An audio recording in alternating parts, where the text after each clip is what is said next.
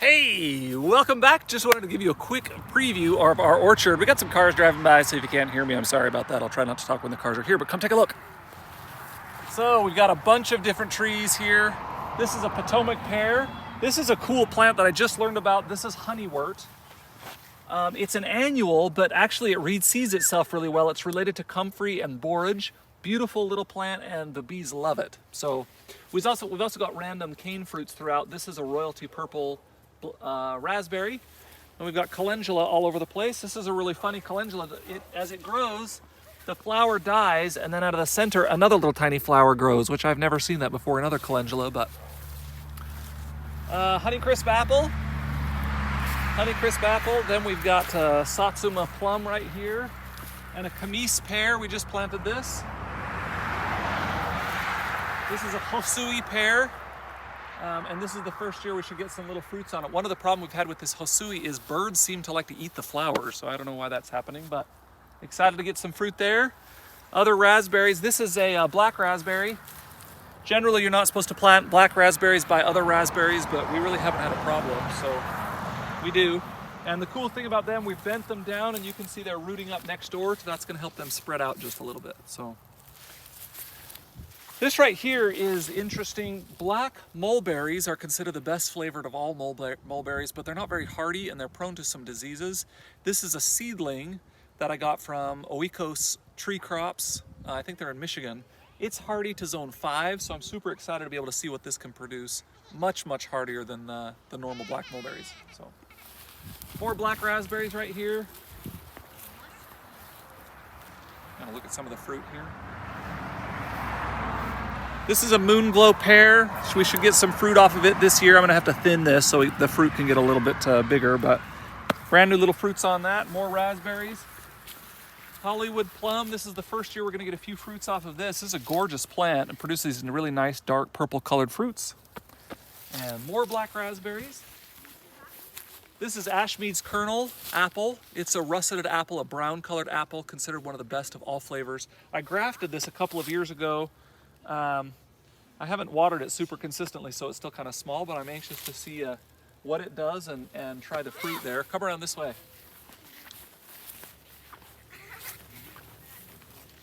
More purple raspberries here, and more of the honeywort. You can see how this kind of spreads out. It just reseeds itself. And again, the bees seem to love it. You can see a little bumblebee right here was visiting it. This is Winochi Early Apple, highly disease resistant, really good flavor. We tried these up in near Portland here last summer. Great apples, so we're excited about that. There's some onions that have been growing. This thing is awesome. This is Superior Plum. This is all growth from last year. We got it as just a single stick tree. I pruned it right there, and it has spread out like this just in 1 year. And you can see this year it is loaded with plums, really high quality plums. We're gonna, again, thin most of those so they can get a little bit bigger.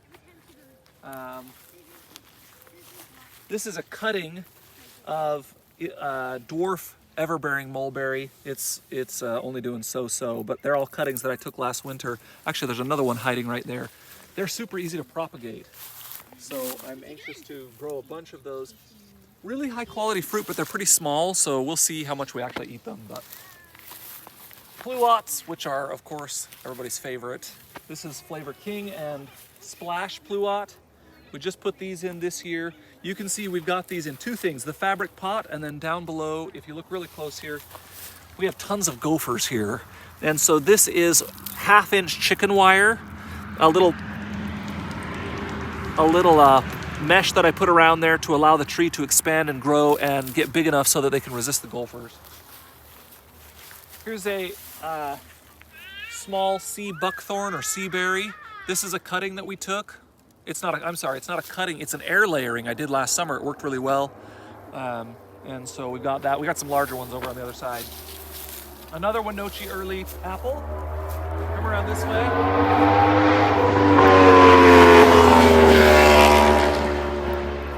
That was my wife, just drove by on her motorcycle. She knew we were filming, so she thought that would be funny. This is a whole row of hazelnuts. We planted all along here. They'll spread out more into a bush, but we've got most of them are Jefferson hazelnut, really good hazelnut, and then we've got some scattered Yamhill and Ada and Theta as pollinizers.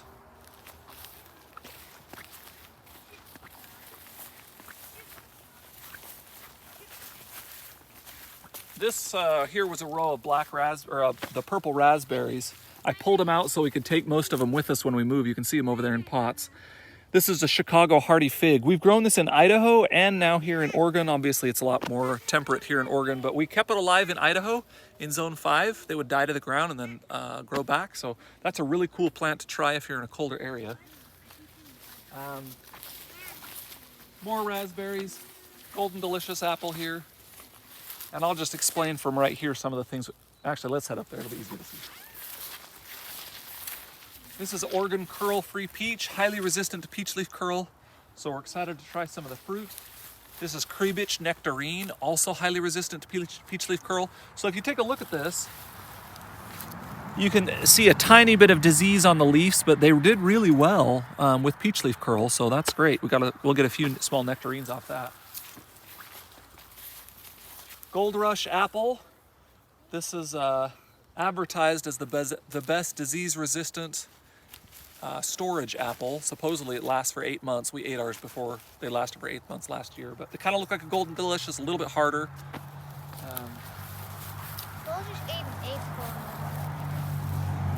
This is a Pink Lady apple, super prone to fire blight. So if you live in a fire blight area, it may not be the best choice. For apples, we don't have as much fire blight here though, so it's my favorite apple, so we're trying to grow that. This is also really cool. This is Romeo Bush cherry. This is a cherry that came out of the Saskatchewan, University in Saskatchewan breeding program. This is like a cross between a sweet and a pie cherry, but you can see they're just loaded. So we hope to get quite a few fruits off that. They stay just as a big bush with tons and tons of fruit, so that's great. This is another cutting that I took this last year. This is blue seedless muscat grape. I was trying all different kinds of propagation methods, and we got some fruits off this last year off another vine we have. Very small blue grape, awesome flavor. So we are excited to have that.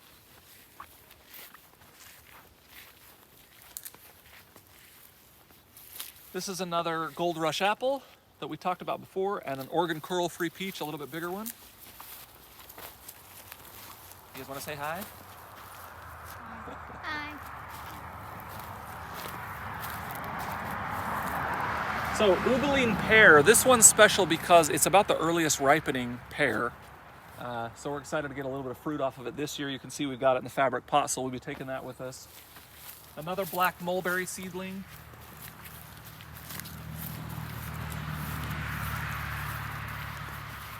So this is interesting. This is a Suji pear. It's spelled S-U-J-I. Supposedly it lasts all winter long. We've not yet to get fruit off of it, but it's supposed to be one of the absolutely best storage apples. This is Burbank plum. Great growth this last year. It was just a single trunk there. All of this is new growth, but we didn't really get many flowers off of it this year. I was hoping for some more.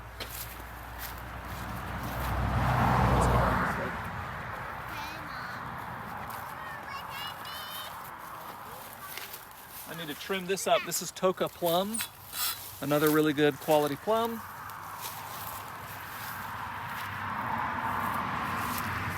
And this one, I can't remember what it is. Oh, Avalon Pride peach. So this one, another fire blight resistant variety. We'll get some fruit off, a couple fruits off of it this year.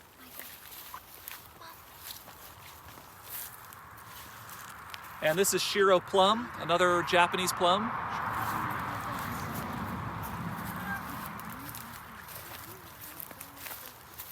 We've got a whole row of polka raspberries right there, and these are a small row of double gold.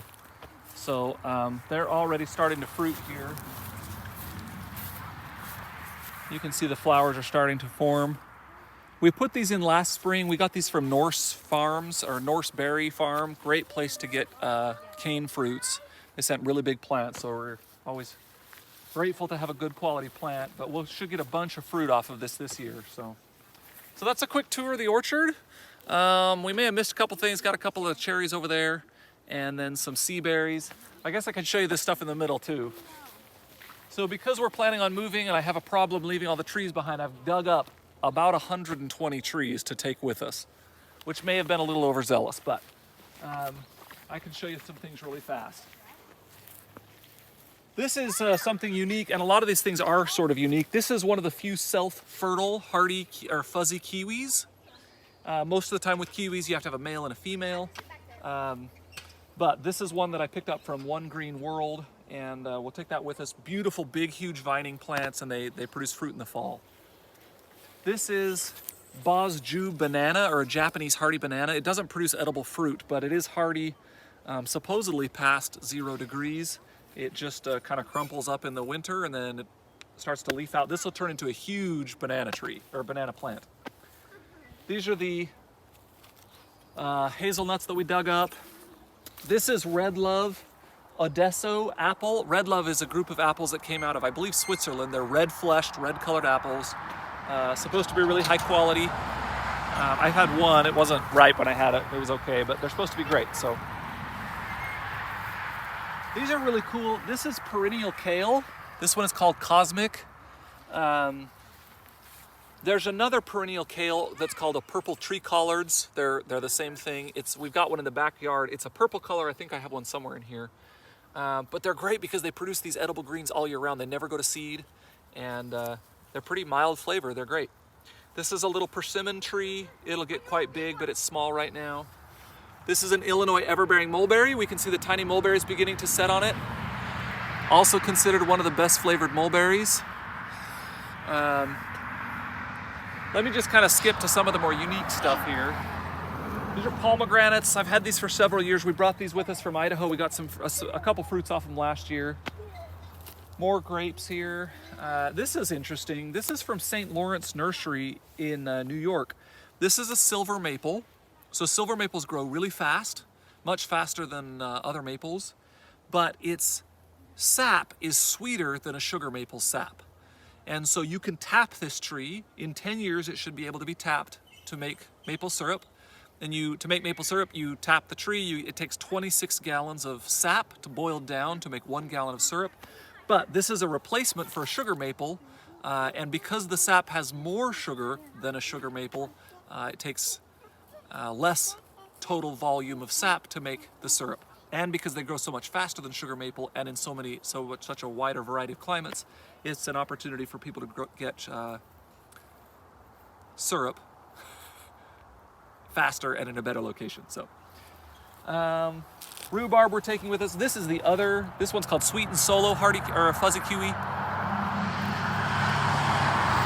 It's the other one that's also self-fertile. Oh, this is a purple tree collard right here. It's looking kind of sad because I dug it up, but this is the other one that's edible, and it's great. It grows into this really cool, big purple, kind of leathery looking bush. Bunch of blueberries we're taking with us here. Another purple tree collards right here. This is cool. This is called Columbia Giant. This is a type of blackberry. Produces berries that are about that big. It's from One Green World. Right here, so we should get fruit off of that next year. Intermixed here, this is a little pawpaw tree. We've got a bunch of small pawpaws. Produces a fruit about this big. It's kind of like a banana, but it's native to the United States. You break it open and it's kind of a custardy banana flavor inside. It's really cool. There's a bunch of them along here. So we're taking those with us. Also really cool right here, hardy citrus.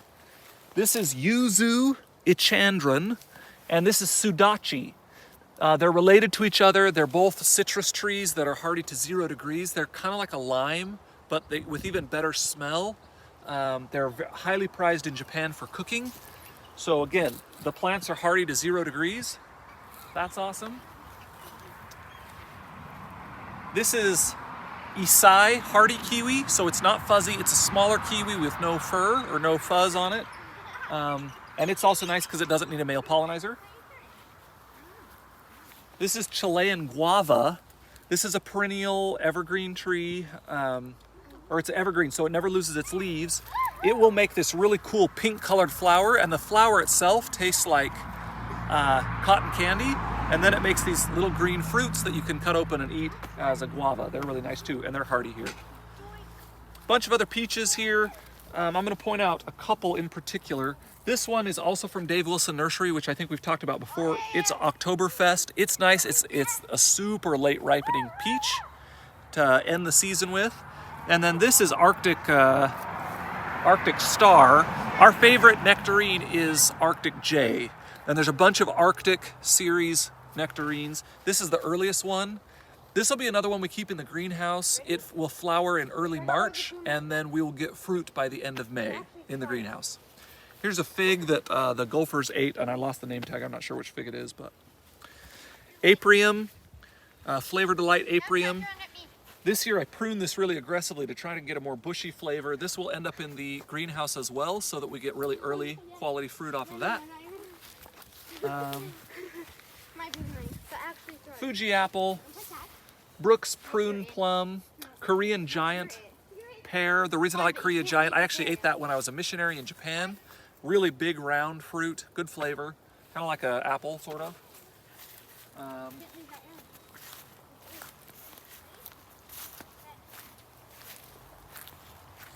We got another pear and a cherry here. This is Rescue Pear, just another disease-resistant one. And then Montmorency cherry. So all kinds of unique things here. If you have any questions, let us know. But otherwise, we'll talk to you again.